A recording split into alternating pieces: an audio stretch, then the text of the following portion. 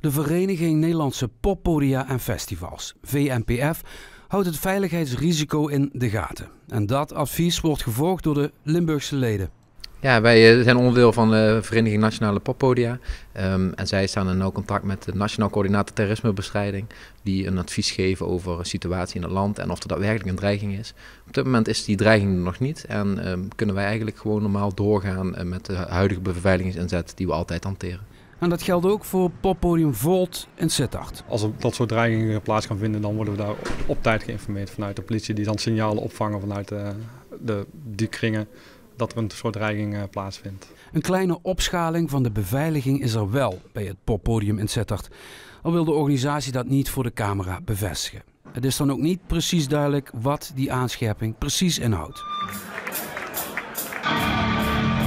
Wat betreft gevoel is het natuurlijk afgelopen weekend dus wel heel anders en speciaal geweest. We hebben een uitverkocht concert, hadden we zaterdag.